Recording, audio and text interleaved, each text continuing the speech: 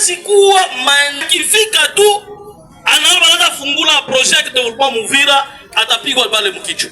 Yesu anasema bongo.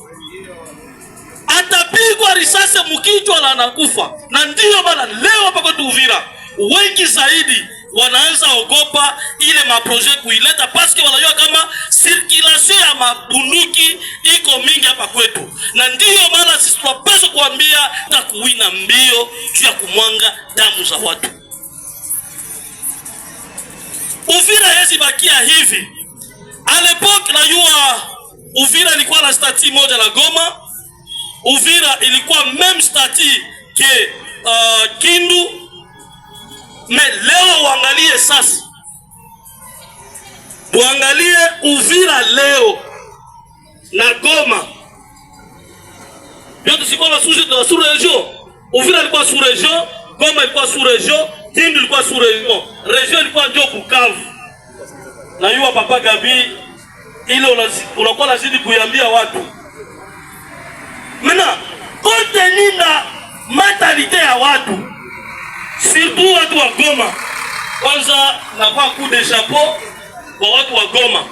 Leo Goma inakuwa première ville ya Congo kwa propre. Kapa kumatani contrecarré anaweza kuniambia.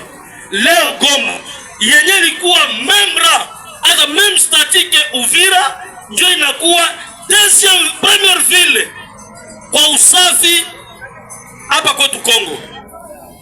Mena Uvira nabakia vile tu. Goma ni province kwa leo.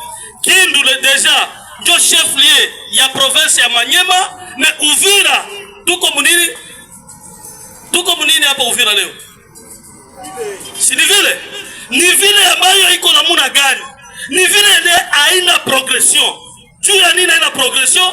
Parce que mentalite yetu sisi watoto wa Uvira tunapenda kuchunguzana kuvidole, tunapenda kuangaliana kila mtu na shifre gani anaiko nayo, tunapenda kuangalia ile chuki mnaisema ile conflit économique.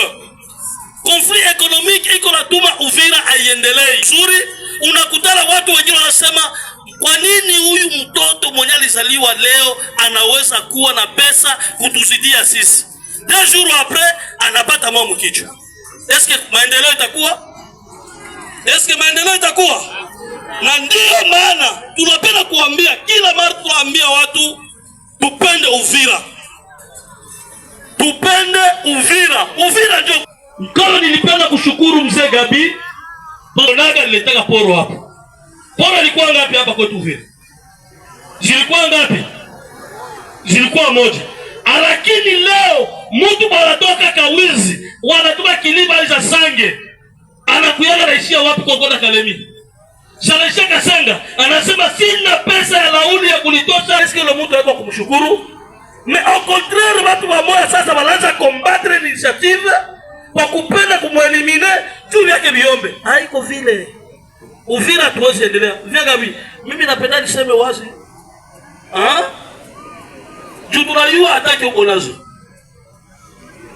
Hapa kwa Uvira. Huko unakutana mtu anabakia kuchunguza mwenzake.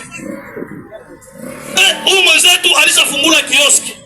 Au yule ile kioski yake alipata namna gani?